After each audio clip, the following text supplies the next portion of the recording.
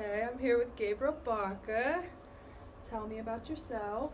Hi, my name is Gabriel. I come from Morenci, Arizona. I'm Chicano, Apache, and queer.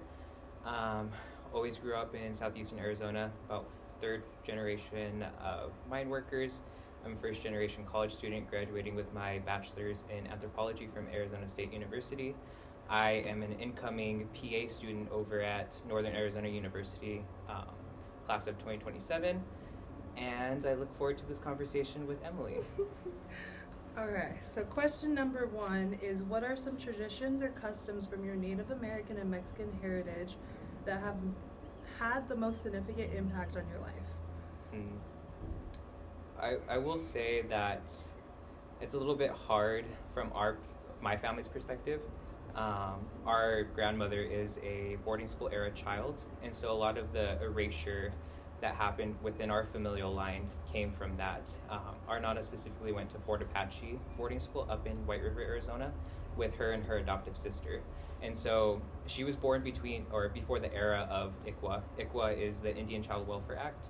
And so essentially that means ICWA was put in place so that children who are put up for adoption off the reservation do not get adopted by people outside of their own culture.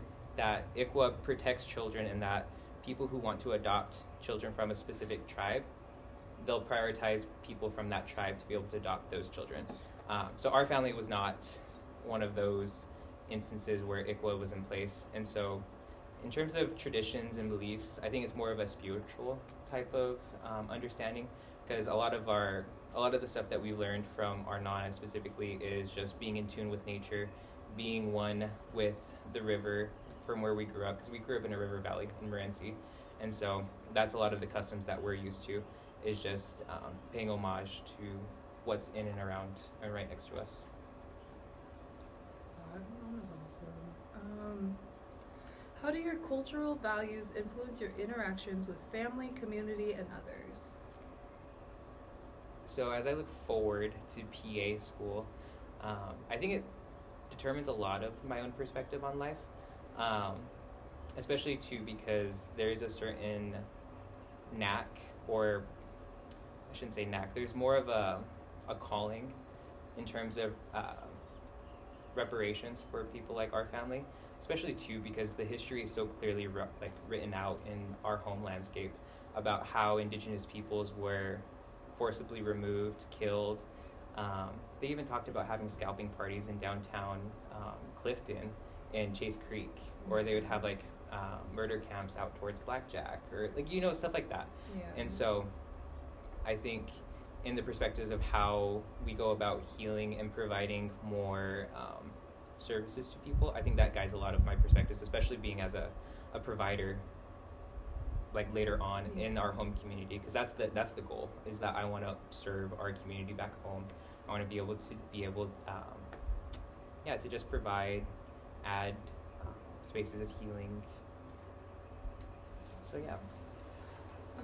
Can you share any challenges you faced balancing your Native American and Mexican identities? Challenges.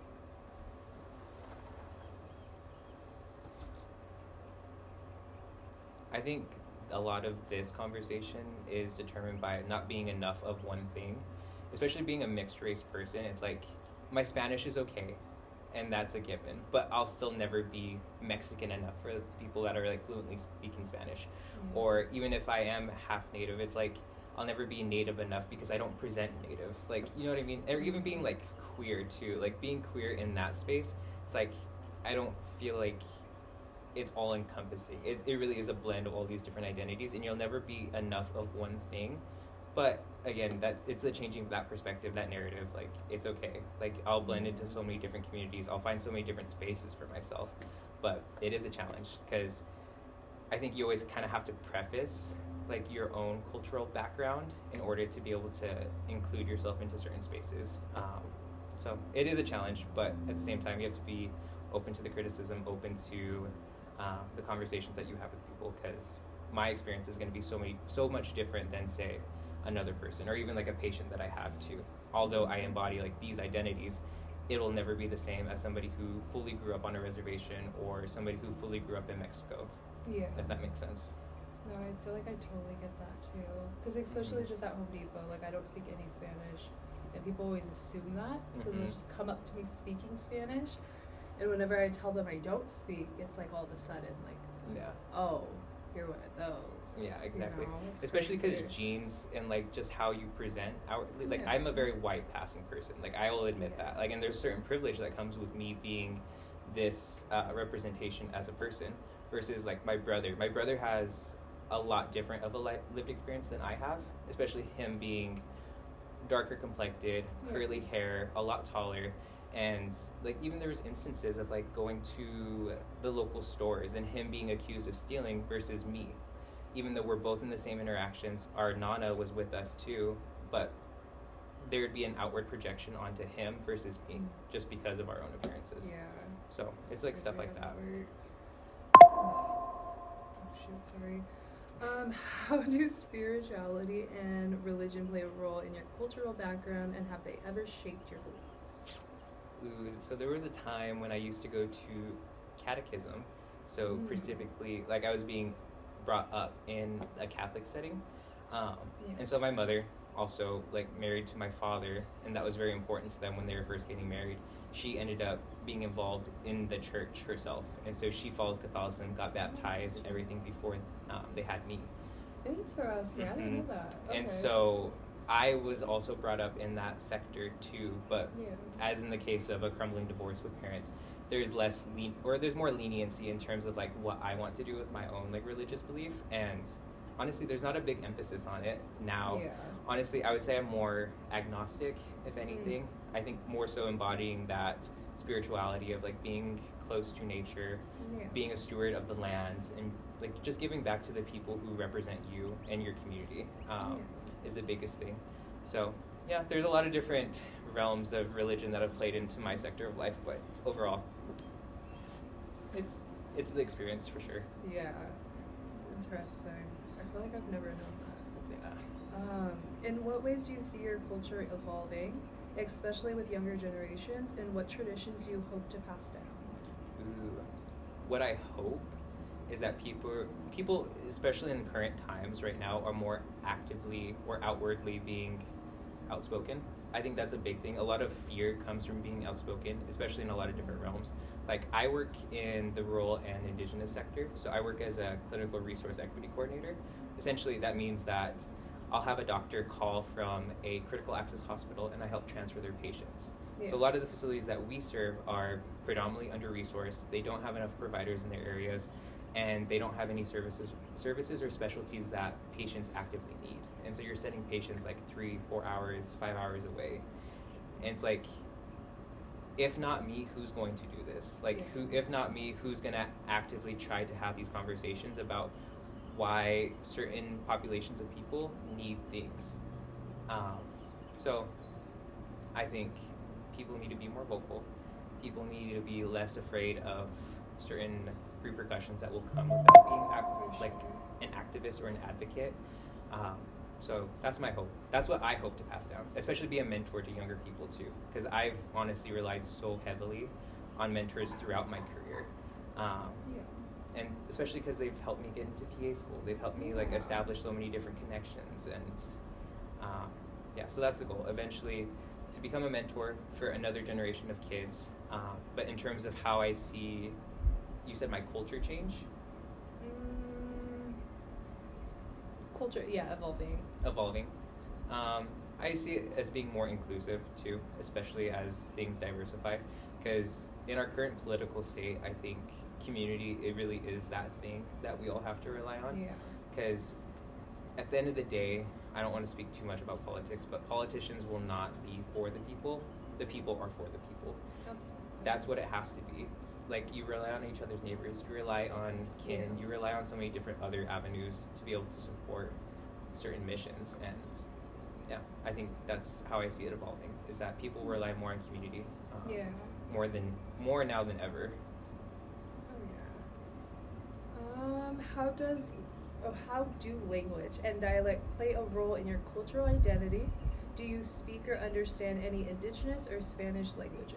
So Spanish is a work in progress, for sure. Especially as I become a provider, I want to make sure that I can actively speak and participate in a conversation about a patient's diagnosis and make sure that they fully understand, and I can be that person for them. In terms of Indigenous language, though, again, Nana, boarding school era child, a lot of the stuff that she's had to embrace or reconnect with in terms of enculturating back into her into the tribe has just, it's been nice, especially as we've gone into like adulthood too, like going to more powwows, connecting with more aunties, more elders, and really just embracing that side of things. I'm not against learning the language of Apache at some point, especially because San Carlos has a language revitalization program too that's actively ongoing for their, I think it's for the college that they have. So San Carlos has a college specific, and then if you take any of the classes over on the reservation, that's a part of the curriculum in terms of like graduating from that college. You have to take Apache. Yeah. I like that. That's super cool, because I feel like I don't even know a lot of Native people who do speak the language, even. Because even our like my Nana has talked about it too, where she would actively say that there was consistent corporal punishment for students who were speaking in their native language. Yeah. And it was in excess too, like, as we know from boarding school era children, like, very traumatic, blood, scars, like all of it. It's just a time in history that a lot of people don't talk about. Yeah. Well, and then school too, that's such a big deal, because it's like, it's very Americanized, where you are only supposed to speak one language, and you're only supposed to do what everyone else is doing. It's not like you're allowed to be individualized or kind of share your own experience. Like, it just doesn't exist within the school system either. For sure, especially experiencing that at such a young age too. Like, they're even showing research now where a lot of the trauma that's inflicted on children processes into adulthood and then further goes on to later generations too within that's the familial the super tie. interesting part, is that generational trauma can be passed down through your body, not really even it happens to you, it could happen to your grandmother, and you still have the same effects. It's I like the nuance of that. It's very interesting. Because I think there was this conversation, because I talked about this in actually a scholarship recently. It wanted us to talk about resilience. And so in the conversation, it's that resilience, although has a positive connotation, it never feels like it's a positive thing. Like, if you're resilient, that means you've had to go through so many hardships in order to become somebody who's overcome these obstacles. And so I think that's another defining factor too, of just this generational overcoming of these issues that try to disenfranchise so many different families like our own. Yeah, that makes sense. Sure. Let's see, what are some of the most significant cultural celebrations or ceremonies you and your family participate in? Recently, powwows. Powwows are cultural markets. It's a good way to connect with a lot of different people too, and see a lot of familiar faces too. Because I think it was ironic. I had a cancer research seminar that I attended last summer, and I was in Portland, of all things, and I met a man. He was Diné, but he knew exactly where I grew up. He thinks that he might have known like my grandparents and stuff like that. It's just a small world too, like reconnecting with so many different people, especially the native space, which is so small already. I think you come to recognize there's a lot of different overlap in the sectors that you go into. Oh, that's cool. Sure. How do gender roles and expectations differ in your culture, and have they impacted your personal experiences? Well, specifically being queer, I know we often talk about a lot of the language around two-spirit. So two-spirit embodying both the binary of male, female, but being represented wholly into one person, and having that spiritual connection within tribes. So that's been a growing and evolving thing within a lot of tribal nations, and so that's been nice to see. Could you repeat the question one more time? How do gender roles and expectations differ in your culture, and how have they impacted your personal experiences? So, Apache culture generally is matriarchal, and so I think that's relied heavily on, in terms of like my own emphasis of being able to be a provider and a healer at some point. I mean, after my parents' divorce, was raised by a single mom for much of my adolescence going into early adulthood. literally my auntie, who's a nurse, oversaw all of our cousins. Our nana, who is like the main head of the household too. So it's been very indicative of our own family style, even though it was never intended to be like that. You know what I mean? Yeah. So it still kind of falls back into that matriarchal line in terms of even being away from the reservation and the culture and everything else like that. Yeah. So I see that's where gender norms like are consistent within our family, but then tying back into like how gender norms are evolving too within the tribal space with Two-Spirit and everything else. Okay. What common misconceptions do people have about Native American and Mexican cultures that you wish more people understood? Specifically Native American cultures is that not all tribes are the same. I mean, in general, there's 576 federally recognized tribes, not even mentioning the state tribes who don't have federal recognition. Because I think the stereotype is that somehow the Tohono O'odham are going to be the same as the Dene, or that Apaches are all one conglomerate, like amongst each other, even though there's 5 different bands of Apaches. So just that is just tribal sovereignty is its own, should be recognized, and every single tribe is their own individual location. So I think people should recognize that. In terms of like Chicano identity, I don't want to go into the immigrant debate, but I think that's a big part too. For sure. Because I don't know, like in current times right now too. No, because I don't believe in that debate at all. Because a lot of these people who come over, because I work out in the community as well. I teach youth education classes, health and wellness classes to middle schoolers, and so when people have that conversation, it's like that's these kids' parents, that's these kids' grandparents. And you want to put a label onto these children who literally are just here to exist and just here to like reap an education, like just like the rest of us. I think that's the thing that I care more about, is just the immigration topic, is not framing it in a way that's going to disenfranchise the entire population of people. Even me and my friend were just talking about it. Nebraska is having issues right now with their own immigration policy, where a lot of the labor force is leaving, and Nebraska is kind of in a bad situation where they don't know where they're going to make up all this extra money that they have for their own state. So it's just stuff like that, I think, needs to be, there's a better conversation to be had around immigration in general. That makes sense. Let's see. How has your cultural background influenced your career and educational goals? Oh, it has definitely influenced on my career. Because I think I'm in such a unique situation too, especially where I grew up, having Morenci in the back pocket of my own career. Because when I was in high school, like my mom technically worked for Townsite. She was a waitress. So her still being an FMI employee, I was still able to reap a lot of the benefits of her working there. And so I got to take classes for free at EAC. I got my associates before I graduated high school.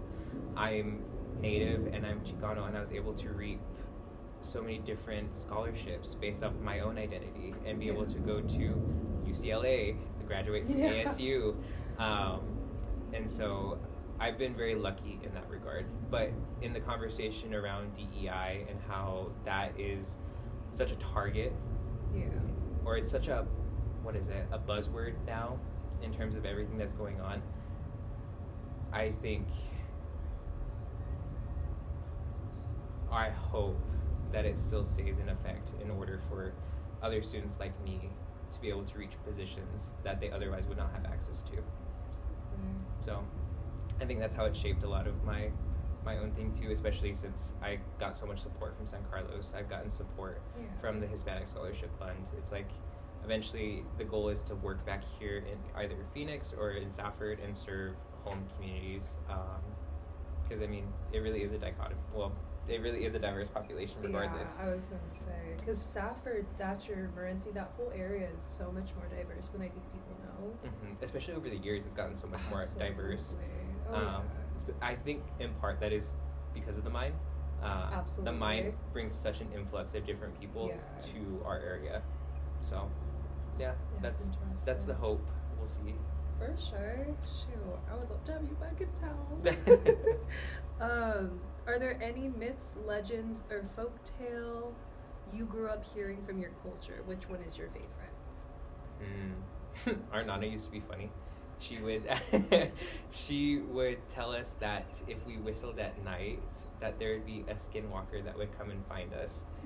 Or if we were outside like in the river and we were like doing stuff that we wouldn't like shouldn't be doing, Yeah. she would tell us that we like, oh, the skinwalker's gonna come get you. Oh. And then for those that don't know, skinwalker is essentially how I understand it is that somebody who murders another, is it animal, person, something like that, and they Gotcha. take on the person or take on the animal in which killed. I don't remember. Interesting. I really don't remember. Yeah. Yeah. See, I didn't even know that much about it, I guess. I've always seen like the little the shorts on YouTube or the oh shoot. What is happening? It looks like it's still recording. Is that Yeah. 1920? Oh my jeez. Okay, I'll have to edit this part out. That's so annoying. Okay. Sorry. All good. Yeah, no, but I have always heard about a skinwalkers and stuff, but I've never heard it in that sense. I've always just heard it as it's like a person that like is like you or like an animal or a dog, like something weird. I've never heard of the actual. I'm like, pretty sure it has to revolve why. around some sort of murdering of That's something. interesting. Yeah. Huh? Because that brings a whole new meaning to it. Mm-hmm. That's crazy. Huh. If you could introduce the world to one unique aspect of your culture that more people should appreciate, what would it be and why?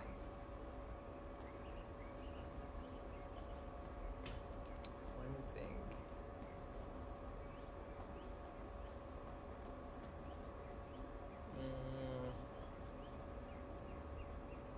Honestly, probably the dancing across both cultures, especially Yeah. like traditional ways of dancing, or even like the sunrise dance that they do for girls becoming of age in San Carlos. Yeah. Like that's a huge thing too. For Or even doing dances like folclorico, like in Mexican culture too. I think dancing, music, all of that other stuff is a big compilation of different features of culture, and I think it's a great way to be able to be immersed into a specific culture too, and make it feel more welcoming for others to enjoy that experience as well. So yeah, just I think that's the thing that I would want to share. It's just the dances and the music and the food. The food is so good. Mhm. I love me Apache burgers. I'll tell you what. What music, dances, or art styles from your culture do you enjoy the most? Have you ever participated in any cultural performances? I do like the jingle dances. The jingle dances are probably my favorite. Yeah. But that's more of like a powwow style of dance. Gotcha. But yeah, they're the ribbon skirts with the, I don't know if you've seen them, like the bells on them. I have seen those. Mm-hmm. So those are my favorite. Oh, that's cool. Mhm. So what is a powwow? Is that more of like just a general party, or is that like for? How I've come to understand it is that a powwow is some sort of celebration almost, or it can almost be a competition too. Because you have a lot of different tribes coming from all across the country to a specific location. Like they have the Gathering of the Nations in Albuquerque, where they have a lot of youth come and compete in certain dances. So there's like fancy dance, there's jingle, traditional, I'm forgetting one. What's the other one? Anyways, there's 4. Yeah. And so they come and compete over at the powwows too. And sometimes there's cash prizes too for people who win. Oh, that's cool. There's a lot of different vendors that come and go. So the person I mentioned in Portland, him and his mom actually, they travel around the country doing like tours across all the different powwows. Yeah. And so they just rent an RV and go to a different powwow every single month and just road trip across the country. That'd be so fun to watch all the dances though too. Mm-hmm. And the little competition makes it fun. Because I think they have youth all the way up to adults, and then they also have like older adults too. So like people 40 plus who want to still compete in traditional dances. Oh dang! Okay, that's cool. If you could take someone on a cultural road trip, what places would you visit to showcase your heritage? Places.